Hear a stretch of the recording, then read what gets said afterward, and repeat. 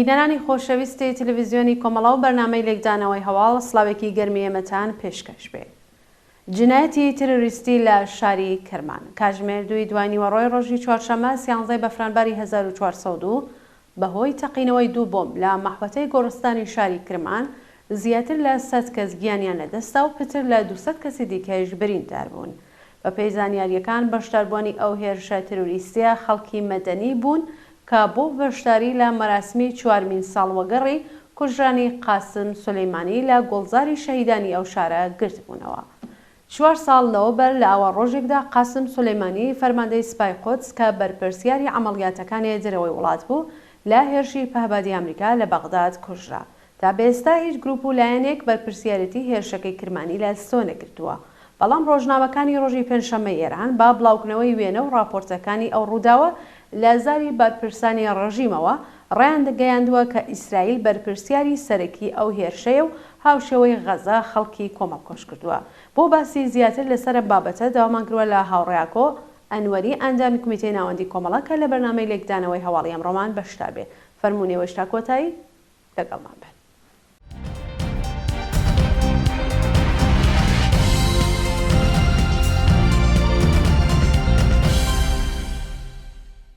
هاوڕێیاکۆم کاتتان باش، زۆر سپاس بۆ بەشداریتان لەم بەرنامەیەدا. سڵاو بۆیەوە بۆ بینەرانی خۆشەویستی تەلەڤیزیۆنی کۆمەڵە لە خزمەتانە. زۆر سپاس هاوڕێیاکۆ. هەروەکو ئاگادارن ڕۆژی 13 مانگی بەفرانبار واتە دوێنێ لە کاتی بەڕێوەچوونی مەراسمی ڕێزگرتن لە ساڵیادی کوژرانی قاسم سولەیمانی 2 تەقینەوە ڕوویاندا. ئاخرین هەواڵەکان لەم بارەوە چین و کۆماری ئیسلامی کێ تاوانبار کردووە، کێ بەرپرسیارەتی تەقینەوەکەی و ئەستۆ گرتووە؟ بەڵێ هاوڕێ گوڵناس پێشەوە ئیجازە بدەن کە بڵێم کردەوەی تێرۆریستی هاوشێوە کە تایە خەڵکی مەدەنی و بێگوناه بەتایبەت منداڵ تیا بچێت کردەوەیەکی قێزەونانەیە و غێرە ئینسانیە و جێگای تەئەسفە بەڕاستی. بەپێی دوایین ئامار و بە وتەی محەممەدی سابری ڕئیسی ناوەندی فەوریەتهای پزیشکی دانشگای کرمان، ئەمە دوایین هەواڵە کە تا ئەم بەرنامە بەدەستێمە گەیشتووە. نزیک 84 نەفەر کوشتەی داوە، 284 نەفەر بریندارە، تعدادێکیان برینەکانیان ساڕێژ بووە و گەڕاونەتەوە لەوانە 195 کەس ئێستا لە ژێر چاودێری پزیشکین لە بیمارستانەکانی کرمان و حاڵی گوایە 6 کەسیان وەخیم ئیعلام کراوە و لە حاڵەتی تایبەتان و برینەکانیان سەختە. هەروەکو ئاگادارن 4 ساڵەوە پێش قاسمی سلێمانی لە ئاواها ڕۆژانێکدا لەلایەن فڕۆکەی بەفڕۆکەوانی ئەمریکا و بەدەستوری دۆناڵد ترامپ لە بەغا و لە فڕۆکەخانەی ترامپ بەغا هێرشی کرایە سەر و کوژرا. هەر لە سەرەتای ئەوەوە لە سەرەتای کوژرانی قاسمی سلێمانیەوە هەتا بە ئەمڕۆ ئەم شخصە کە یەکێک لە فەرماندە جنایەتکارەکانی سەربە سپای قودس بوو و لە زۆر یەک لە کردەوە تەرۆریستەکانی دەرەوەی وڵاتی ئێران ڕۆڵی بەرچاوی هەبوو، موردی ستایش و تعریفی کاربەدەستانی کۆماری ئیسلامی قەرارەگرێت. هەر لە سەرەتای کوژرانیەوە هەر لە بەغا و کازمینەوە هەتا مەشهەد و ئەهواز و تاران و لە نەهایەتەن کرمان جەنازەکانیان گێڕا و نمایشێکیان لە دەوری قاسمی سلێمانی بەرگوزار کرد لەو شارانە و وتیان کە تۆڵەی سەختی ئەکەینەوەن. لە سەرەتای کوژرانی قاسمی سلێمانیەوە هەتا بە ئەمڕۆ کە 4مین ساڵیەتی زیاتر لە 300 کەس لە خەڵکی بێتاوان بە بیانووی کوژرانی قاسمی سلێمانی لە ناوخۆی ئێرانەوە گیانیان لەدەداوە. هەر لە ڕۆژی ناشتنی قاسمی سلێمانی لە کرمان کە 62 کەس لە مەراسمەکەدا کەوتنە ژێر دەست و پێ و کە تعدادێکیان ژن و منداڵ بوون گیانیان لەدەستا. ئەمە لە کاتێکدا بوو کە زۆر کەس لە تەنانەت خەبەرنگارانی ناو کۆماری ئیسلامی باسییان لەوە کردبوو کە کرمان و شەقامەکانی کرمان جێگای جێگا و هەڵگری ئەو هەمووە کاربەدەستە ئەمنیەتیانەی و هەمووە خەڵکەی نییە کە بێن بۆ مەراسم و لەوێ ئەسپەردە بکرێت کە ئەوە لەلایەن کاربەدەستانی کۆماری ئیسلامیەوە تەوجوی پێ نەکرا و ئەوە بوو 62 نەفەر گیانیان لەدەستە. دوایەوە بە دەستوری شخصی خودی خامنێ و بازم فەرماندەهانی سپا و مەسئولینی ئەمنیەتی تەرحێک ڕێژرا بە ناوی ئینتقامی سەخت کە قەرار وا بوو لە هێرش بکرێنە سەر هێزە ئەمریکاییەکان لە عێراق. بۆ هێرشیان کردە سەر پایگایە لە ئەسد، بەڵام یەک سەربازی ئەمریکاییش لەوێ بریندار نەبوو. موشکباران کرا و بریندار نەبوو. ئێستاش هەواڵەکان بڵاو باس لەواکەن کە هەما هەنگ شودە بووە ئەوە کە هێرش کراوەتە سەر پایگایە لە ئەسد و کەس بریندار نەبوو. چەند ڕۆژ دوایەوە دوو موشێکی سپا هێرشە کاتە سەر هەواپەیمای ئۆکراینی 176 کەس مسافری بێتاوان گیانی لەدەستەدا. و ئەم دوێکەش ئەوە بوو کە لە هەواڵەکان ئەوەش باسان کرد نزیک بە 100 کەسێک گیانی لەدەستدا و خەڵکانێکی زۆریش بریندار بوو. ئەمە هەمووی نەتیجەی ئەو ئینتقامە سەختە بوو کە کۆماری ئیسلامی پێویست بۆ مردنی قاسمی سلەیمانی لە بەناو دژمنی خۆی بگرێتەوە، بەڵام هەتا ئێستا خەڵکی بێتاوان خەڵکی مەدەنی ئێران بوونەتە قوربانی. ئەمەش نیشان لەوادات کە دام و دەستگای ئەمنیەتی لە ئێران و بەرپرسانی کۆماری ئیسلامی چەندێک لەم بوارەیە کە خۆیان ئیدعایەکەن، چەندێک لەم بوارەیە کە خۆیان بەردەوام باس لە ئیقتدار و لە توانی ئەمنیەتی و نظامی خۆیانەکەن، چەندێک لەم بوارەوە زەعیفن و کلێنی جدیانتیە. بەڵێ هاوڕێ ئاکۆ دەستگای هەواڵگری و ئەمنیەتیەکانی کۆماری ئیسلامی ئیدعا دەکەن کە بارودۆخەکەیان لەژێر چاودێری و کۆنترۆلدایە. ئەگەر وابێ چۆن نەیانتوانیە بەر بە ڕووداوی وەها کارەسات بەربگرن؟ پێتان وایە ئەم ڕووداوە لە بەرژەوەندی چه لایەنێکدایە، یان گومان دەکرێت خودی کۆماری ئیسلامی بەرژەوەندی لە وەهاکردەوەیەکدا بینیوێ؟ بەبێ ئەوەی لە نەزەری بگرین کام گرۆپی یا کام دەستە یا کام وڵات مەسئولیەتی ئەم تەقینەوە بەرەوهدە بگرێت. وتم لە وەڵام بە پرسیاری پێشووتە ئەوە بۆ هەمووان ڕوونە کە کۆماری ئیسلامی لە بواری ئەمنیەتی و لە بواری پاراستنی ئەمنیەتی هاوڵاتیان لە ئێران لە کەلێنێکی ئێژگار گەورەیە و توایە کە ئەو ئیدعانێکەی کات تەنیا سەرزارەکیە هەیەهوە و هیچ ماهیەتێکی واقعی نییە. لە هەر حاڵ کۆماری ئیسلامی دوێنێکە بە خودی کاربەدەستانی ئەمنیەتی و لەوانە زوننووری معاونی ڕئیسی مەجلس و یەکێک لە چێرەهای مەترح لە مەترحی ئەمنیەتی لە مەجلس باسیەوە کات کە ئەم تەقینەوانەی دوێکە بە حکمی ئەوەی کە ئینتحاری نەبووە و بە ڕێمۆت و بۆمگوزاری کراوە پێشکەوتووە، پێی وایە کە کاری CIA و موسادا و ئیسرائیل لە پشتەم قەزیەوەیە و ئەمە لەلایەن موحسینی ڕەزایی و فەرماندەکانی سپا و بەسیج و زۆریەک لە مەسئولینی ئەمنیەتی ئەو وڵاتە دووپات بووەتەوانێت. تا ئێستاش هیچ کام لەو وڵاتانە مەسئولیەتی هیچ ئەوەی کە ئەو تەقینەوەیان بەرەوهدە نەگرتووە، بەڵکو بە شێوازێکیش محکومیان کردو. لەوانەی ئەمریکا بە نوێنەرایەتی لە ئیسرائیل، عەرەبستان و وڵاتانی دەوروبەر مەسئولی اتحادیە ئوروپا کە ڕاستەخۆ پەیوەندی گرتووە بە عەبدوڵاهیان، تەوای ئەوانە ئەو کردەوە تەرۆریستیانیان محکوم کردووە و هەمویان خۆیان بێبەری کردووە لەوەی کە نەخشیان هەبوو بێت یا ئاگادار بوو بن لەوەی کە ئەو کردەوە ڕوئەدات و تا ئێستاش هیچ گروپێک ئەوانەی بەرەوەدە نەگرتووە. پێشتر جەرایاناتی سەربەداعش، جوندول ئیسلام و ئەوانەی سیستان و بەلەشستان لە کردەوەهایەکی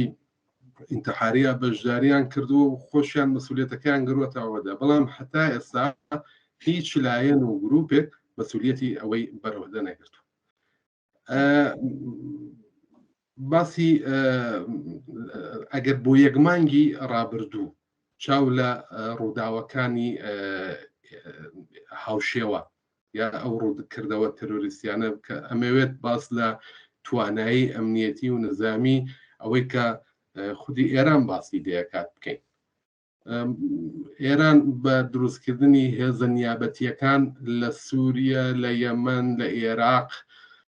و لە زۆربەی لە بەحرین و لە فلستین و لە لوبنان و لە زۆربەی ئەو وڵاتانە ئەوێت بەحسا بە سیاسەتی عمقی استراتیژیک ئەمنیەت لە ناوخۆی وڵات بپارێتێت و ئەمانش بە نیشانەی ئیقتدار و بە نیشانەی توانایی کۆماری ئیسلامی لە خۆپاراستنی خۆی و هاوڵاتیانی ئێران لە بەرامبەر ئەو دژمنانەی کە خۆی بۆ خۆی تاینی کردووە و دایناوە و بەشێک لە دابوو دەستگای تەبلیغی بەردەوام لە زمانی مەسئولینەوە باسی لەکەن لە حاڵێکە نائەمنی خودی کۆماری ئیسلامی هۆکاری نائەمنی و کوژران و بێ ئاسۆییەکە کە خەڵکی ئێران گرفتاری بوون. لە یەکمانگی ڕابردووە ئەوە ئەگەر ئەم کردەوەی کرمان شاکە ڕەزی موسەوی یەکێک لە فەرماندەکانی قودس لە سووریا ترۆرەکرێت، یەکێک معاونی حەماس لە لوبنان ترۆرەکرێت، پۆمپی بنزینەکانی ئێران گروپێک بە ناوی گونجشکی دەڕەندە مەسئولیەتی بەڕەودا ئەگرێ حەکە کرێت و ماوەیەکی زۆر پۆمپی بنزینەکان لە دانی بنزین و سوتەمەنی بە خەڵک تووشی اختلالە بێت. سایت یا نەرمەفزاری سناپفود حەکەکرێ و هەموو معلوماتەکەی لێ دێتە دەرەوە. ئەمانە هەمووی نیشانەدات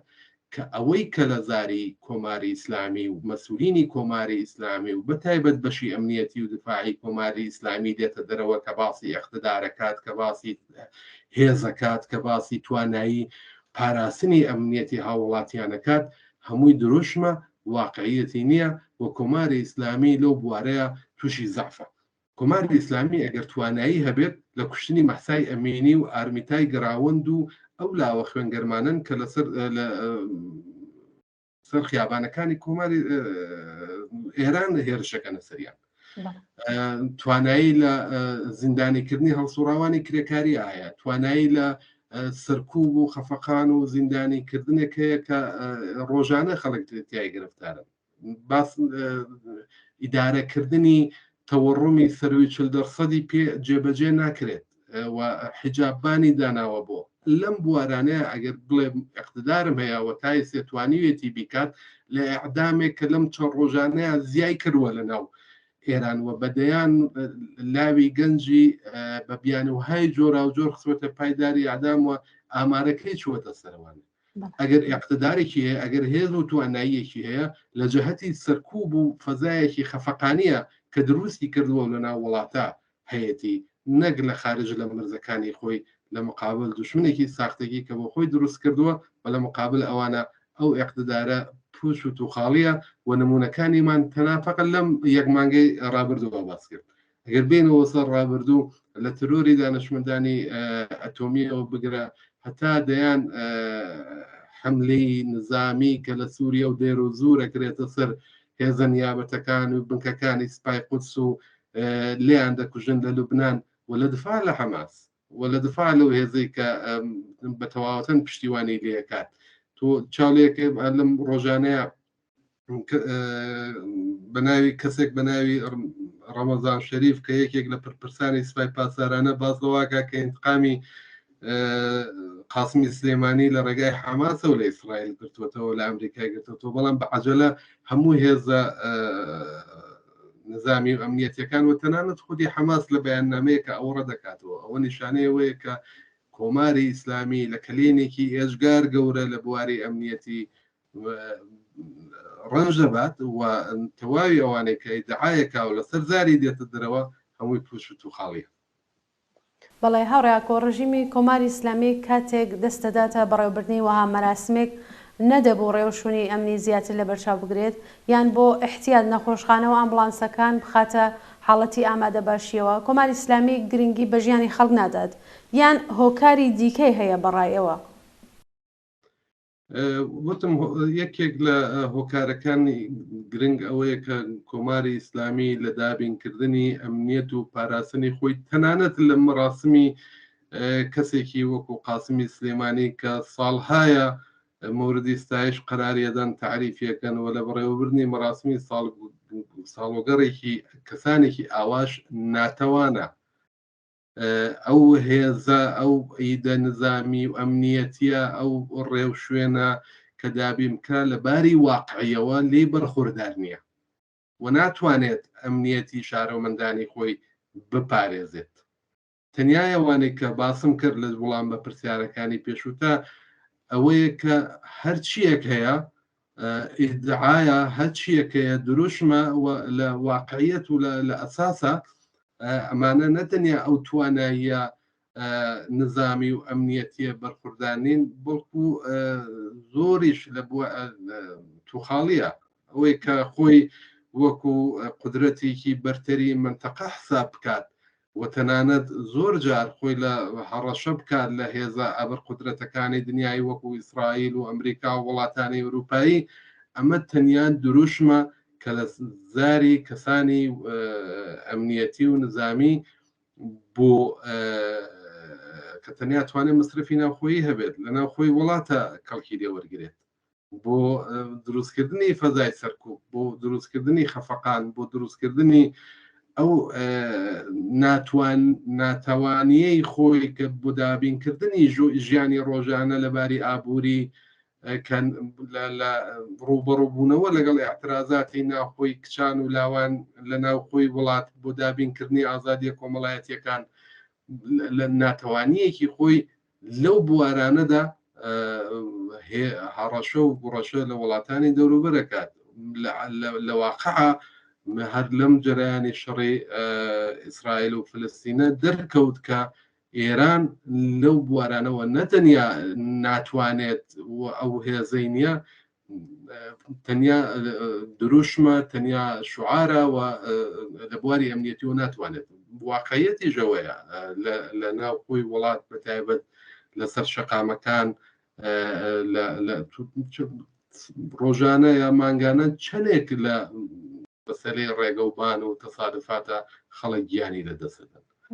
چەندێک خەڵک لە بوارەهای جۆرا و جۆر گیانیان لە مەترسیە تا چەندێک توانیوێتی بواری ئەمنیەتی ئەو شتانەی کە ڕۆژانە گیانی هاوڵاتیانی ئێرانی خسوەتە مەترسیەوانێ بپارێزێت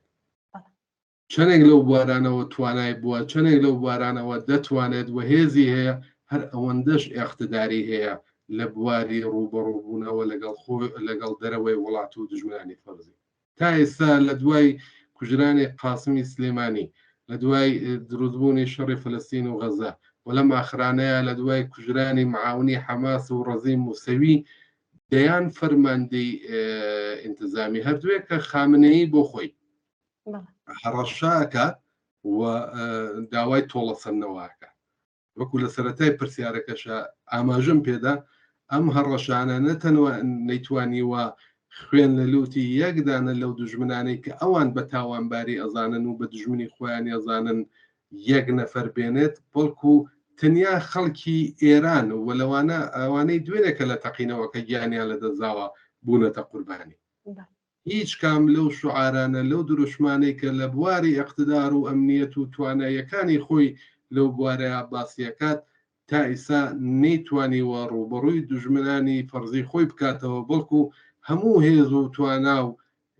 ئەقتدارێکە هەیەی لە بەرامبەر خەڵکی ئێران بەکاریهێنێت وە کۆماری ئیسلامی خۆی هۆکاری نائەمنی دروستبوونی مەترسی گیانی دروستبوونی مەترسی برسێتی دروستبوونی فەزایەکی خەفەقان لە ئێرانایە و هاوڵاتیان ئەگەر دژمنێکی سەرەکیان هەبێت لەو بوارە خودی کۆماری ئیسلامی کەسێک کە خۆی هۆکاری نائەمنی بێت کەسێک کە خۆی هۆکاری برسێتی و هەژاری خەڵک بێت کەسێک کە خۆی دەستی بچێتە ئێعدام و کوشتاری لاوان لە وڵاتە بە بیانی وهای جۆرا و جۆر کەسێک کە خۆی دەستی بچێتە خوێنی مەخسای ئەمینی و ئارمیتای گراوەند و دەیان جوانی تری هاوشێوە لەبەر نەبوونی بێحجابی ناتوانێت بێت لە مەراسمی ئاوا لە شوێنی ئاوا هاوشێوەی ئاوایە ئەمنیەتی گیانی ئەمنیەتی ژیانی خەڵک بپارێزێت هەرا لەو ماوەیە لە لەنگرود شوێنێک کە کەمپی تەرکی ئاحتیادە ئاگر دەگرێت زیاتر لە 40 کەس دەبنە قوربانی یەکدانە لە بەرپرسانی کۆماری ئیسلامی مەسئولیەتی ئەو هەمووە قەتڵ و کوشتاری ڕۆژانەی خەڵک بەرەوەدە ناگرێت هەبوونی هەوای ئالوودە سووتانی مازۆت ڕۆژانە بۆتە باعثی هۆکاری نەخۆشی و گیان لە دەزانی دەیان هاوڵاتی لە ئێران کامێک لە بەرپرسان و مەسئولینی ئێرانی کۆماری ئیسلامی مەسئولیەتی ئام هەمووە جەنایەتەکە لە دژی خەڵکی ئێران بەرەوداگرێت تا دوێکە لە ئاوەها مەراسمێکا و لە تەقینەوەیەکی ئاوایە بێت خۆیان بەرپرس و مەسئول بزانن لەو بوارەیە کۆماری ئیسلامی بە کورتی وەڵێم خۆی هۆکاری هەموو نائەمنی و کوژران و مەترسیەکە کە لەسەر گیانی تاکتاکی هاوڵاتیان لە ئێران هەیە و کەسێک کە خۆی هۆکاری هەمووی ئەوانە بێت ناتوانێت پارێزەری ئەمنیەتیش بێت. بەڵێ هاوڕێکۆ زۆر سپاس بۆ بەشداریتان کاتی بەرنامەکەمان کۆتایی پێهات جارێکی تر سپاس کە بەشدار بوون لە بەرنامەی لێکدانەوەی ئەمڕۆماندا. زۆر سپاس بۆ ئێوە من جارێکی تریش بڵێمەوە ئەم کردەوە تیرۆریستیە کە بووە باعیسی گیان لە دەزانی کۆمەڵێک ئینسانی بێتاوان کە بە هەر بیانویەک لەوێ حضوریان ببێت محکومە بەڵام لە هەر حاڵ هۆکاری سەرەکیەکەی وتم خودی کۆماری ئیسلامی و کاربەدەستانی کۆماری ئیسلامی. بەڵێ جارێکی تر سپاس بۆ هاوڕێیاکۆ ئەنوەری ئەنجامی کومیتەی ناوەندی کۆمەڵە کە لە بەرنامەی لێکدانەوەی ئەمڕۆی تەلەڤیزیۆنی کۆمەڵا بەشدار بوو. ئازیزان و خۆشەویستان زۆر سپاس بۆ ئێوەش کە تا کۆتایی بینەر و بیسەری ئەم بەرنامەیە بوو.